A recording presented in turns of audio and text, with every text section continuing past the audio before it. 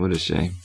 The listeners will never get the joy of hearing you talk about No, that. 5 dates was enough. Oh my god, I hated that game so much. Buyer's Remorse. Hello and welcome to Buyer's Remorse. I'm Darren. I'm Justin. On Buyer's Remorse, we pick a game that's in our library that we haven't played yet and give it a spin for an hour to see if it's absolutely amazing or horrible to play, and report back here to see if it's a buyer's remorse or a buyer's confirmation. What's on the menu for today? Somewhere on Zibylon. that just sounds ridiculous right off the bat. Can't wait to hear about this. I don't remember this game at all. That may be why you chose. Yeah.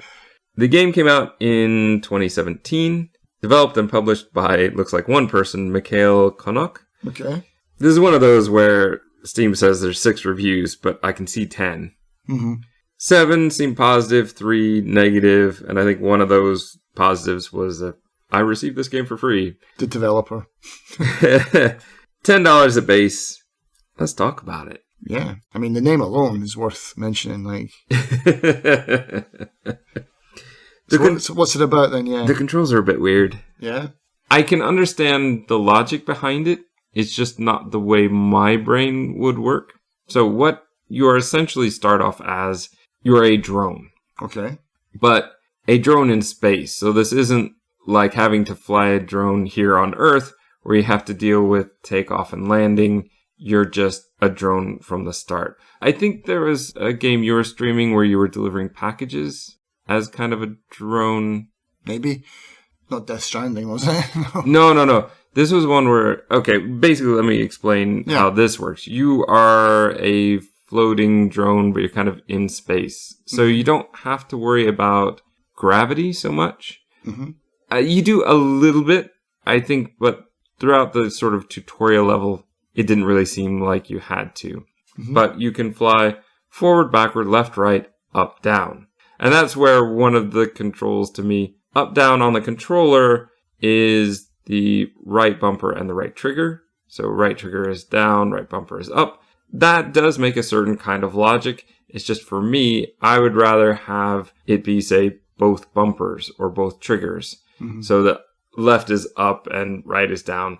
That to me just, for some reason, maybe just other games I've played, it just feels more natural. Right. But it's not a terrible setup. But there's a lot of text in this game to explain some very simple things that could have just been explained in-game. Press this button to go up. Great. Get to the next part. Press this button to go down. Great.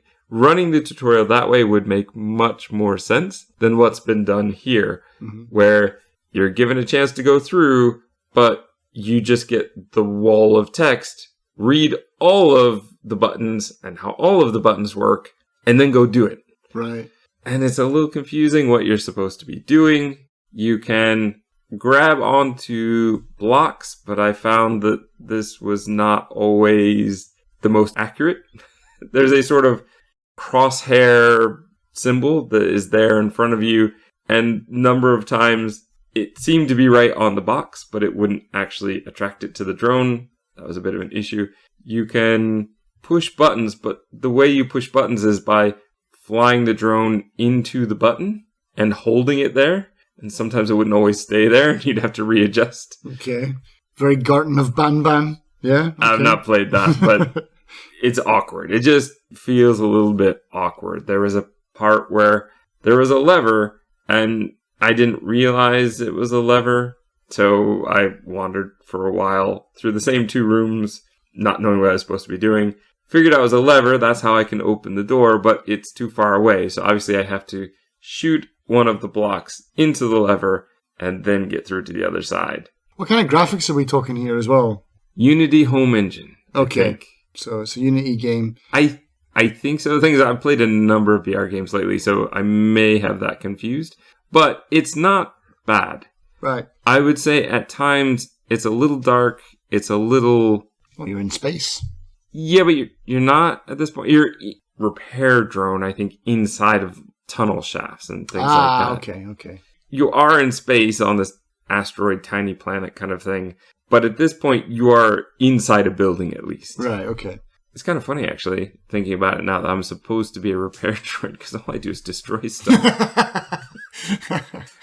But anyway, yeah, I think that this whole part could have been made much easier just through some better level design, better planning. However, it kind of felt good when I would figure it out. Mm-hmm. So I was okay with that. But then we get to an enemy. So another wall of text pops up, an enemy drone. The enemy drone will not kill you, but if it touches you, it sends you back to the checkpoint. Wow, okay. And it only takes one hit, and you're instantly back. And once it targets you, you don't stand a chance. It's very fast. So is it a stealth game then? Have you got to try and stealth your way around them? Parts of it seem like it's meant to be a stealth game, but I just feel like it's not designed well for a stealth game. You can turn your light off, but like there's one point where the drone was right in the sort of passageway. So the only way I could figure out to get around it, there was some text, but that one went away. And then once it went away, I couldn't figure out how to find that specific text again. So there's probably some better way to do this. All I could think to do was to grab one of the cubes, the boxes floating around the room, and just keep hitting the other drone with it, sending it back a little bit at a time until it was far enough I felt I could get through. It took a few tries, but I did eventually do that. But then when I had to solve this puzzle, a combination puzzle on the wall, which is a bit awkward because you have to imagine you've got like a 5x5 grid, something like that. You have to go and press each button with the drone. With the drone? Yes. Oh. And so you're not using, say, a keypad like we've had to use in many of our point-and-click type games or anything like that. No, you have to fly it around and push each button individually, which is really awkward. Get to the last button, like, oops. No. Press the wrong button. Yeah, but you can flip those on and off. Like, that's not a problem. Okay. But the problem was I pushed the other drone all the way against the wall. So as soon as I tried to enter in the combination, it was too close to me and I had to go back again. Luckily for me, the checkpoint was after that drone. So now it was sort of just not there. Okay. So now I could do it. But then I get to an absolute nightmare of a maze. Because again, we're not in 2 dimensions here. We're not even 3 dimensions horizontal. We're 3 dimensions including vertical. So, well, it's probably not this point yet, but I want to talk about this part now. There are these globes with multiple levels. So there's a yellow outer layer, there's an inner layer, and they all seem to be moving around in different directions. And there are all these different globes, and you have to find your path through them. But again, it's all these different directions. It's X, Y, Z, all these coordinates you have to kind of manipulate and just hope you're getting the right direction, because I got so turned around. I probably went back and forth between the same 2 over and over and over again. I have no idea. I luckily did make it out, but I really thought that was going to be the end of my hour. That sounds awful. But that's the thing, is in this game, you do have to think in that way. Mm-hmm. I think to get into that room, I had to solve a puzzle of getting this giant battery on tracks to line up with this connection. But there's this huge sort of gear mechanism in my way. Mm-hmm. So I have to press these buttons to move them around. I messed up for a while because I thought I could just shove. With the drone, you can kind of shove objects. Mm-hmm. So I was just shoving this giant battery along the tracks, but then realized, the cogs of this giant gear are in the way. So I had to go back to the other side, find the mechanism. And then basically, again, I think I meant to be a repair drone, but the battery basically was used to blow this whole thing up. Opening a tunnel, but again, up. So you have to pay attention a lot to going up and down. Did you ever play Descent? I was talking about that last night. Yeah. It's kind of like that. And Descent always did my head in because I would forget to look at the roof, or I'd forget to look at the ground. And for me, you didn't even know. It got to a point where you didn't even know which way was up or down. And that's kind of how this game feels at times as well. I think it's a little bit better. You do a lot of times know what is up and down, but in the globe thing, that's the thing, is I didn't have that. But I think because I played Descent, it took me longer than it should have, but I realized, wait a second, I blew that up for a reason. Right. And it didn't open the door on the far side that I thought it would. Maybe there's a tunnel going up. And so, yes, so I did that. And then the globes, and then I don't remember what happened after that, but I will tell you that between levels, I think getting out of the globes was what finished the level. Between levels, it was really confusing. It said something about you have to go to some base and download the next level or something. I didn't know if I just really had no idea. It's like, are you telling me I need to go buy another level? Are you telling me I need to do something in the game? You're outside of the little planet asteroid thing with a different drone, I think, and you can fly it a little bit, but if you fly it too far, a missile comes out and blows you up. You're also meant to be doing mining, and it says something like, oh, well, you need to get the level 2 before you can create something. And I thought it was saying, I think I misunderstood what was going on, but I think part of it is just the way that it's worded. Is it bad translation? Possibly. So I'm mining. You just hit the mine button and a sort of laser goes down, and then you click on all the things you gathered. This part, by the way, does not work with controller. You have to switch back to keyboard and mouse. And then I just wasn't finding silicon, which I needed for most of the things I was trying to craft. Hang on, you just brushed over that like that's completely normal. Do a lot of games do that, where you're playing with controller and then you suddenly have to go to keyboard and mouse? Buyer's Remorse games, yeah. That's pretty funny. It's what I call partial controller support. Yeah. That's bizarre. No, there have been a number of times where I've had to swap back and forth, especially sometimes just knowing that controller worked better for part of some games and keyboard mouse worked better for others. This one is like, oh, okay, well, this one is... I think the game even says, like, oh, you have to use your keyboard. I was going to say, does it just stop working? And then you're like, well, what's going on here? I'll try my keyboard. Or at least it prompts you. But what an odd decision. Would it be hard to put it onto controller for this part? Is there something special that I don't know from the programming.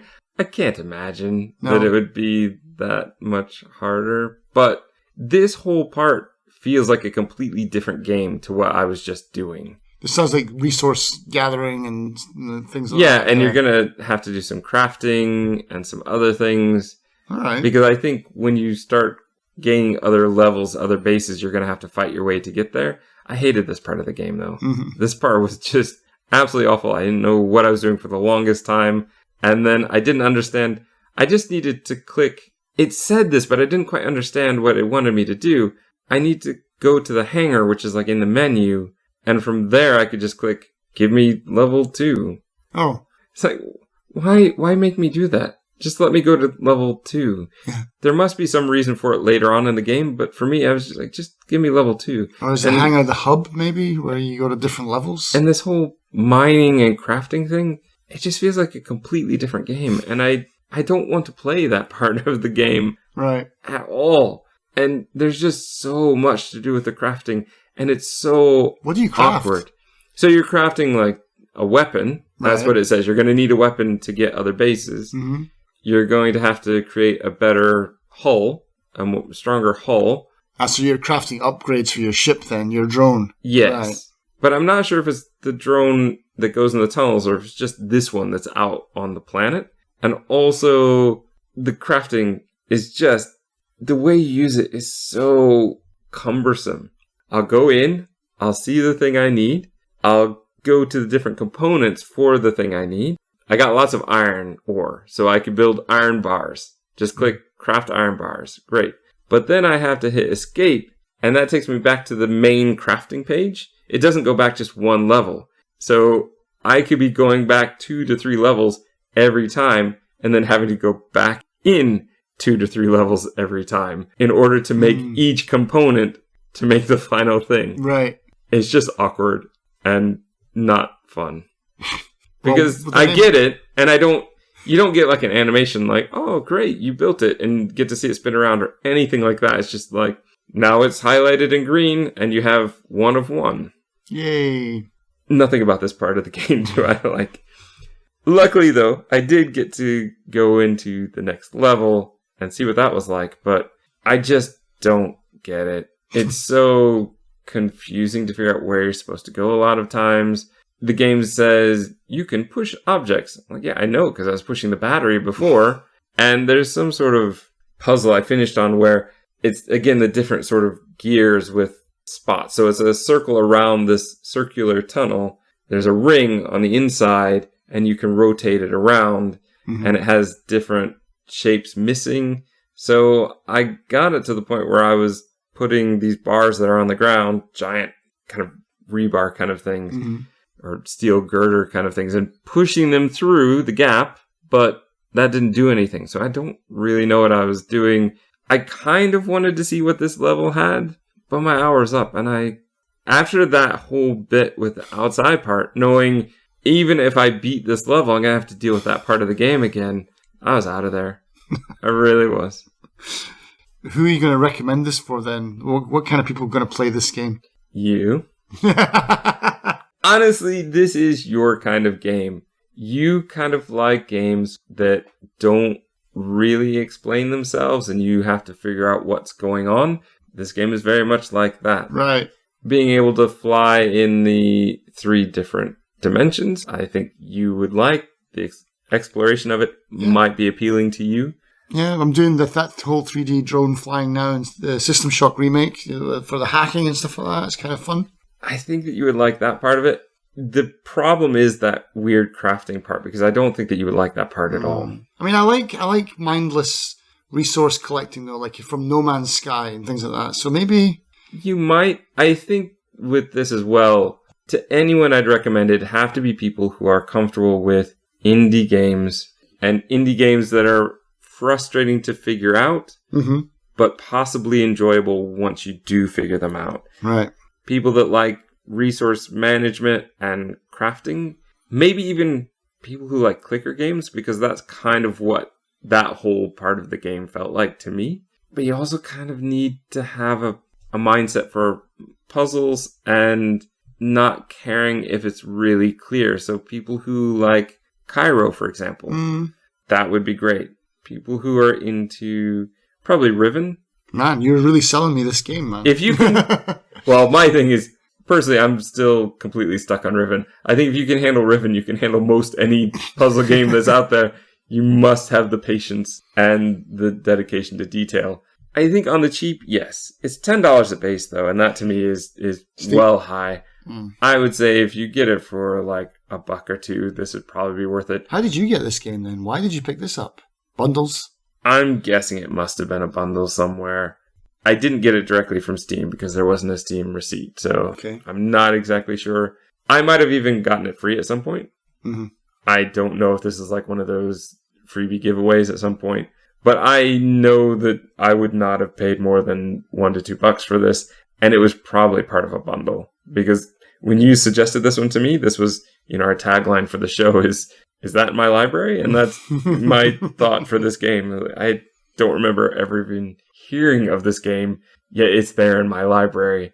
Yeah, I would say $1 or $2, maybe, if you want to try it out. I think I really like the first 15 minutes of the game, even though I felt a bit lost.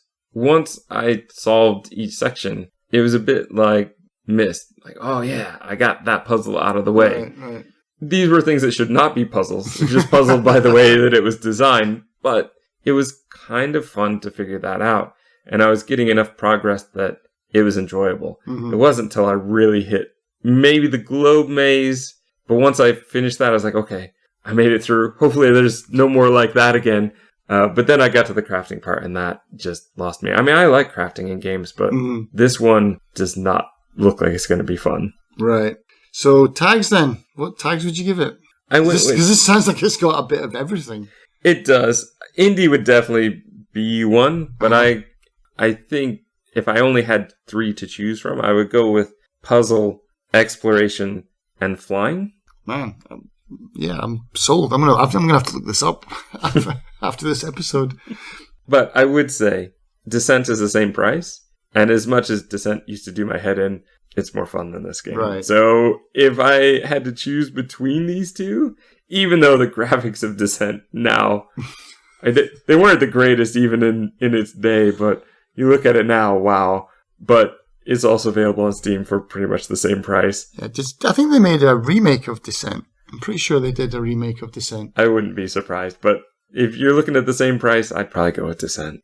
Do you think you'll go back though? That's the question. No, I don't think so. No. Not with that crafting, but if it was really that bad.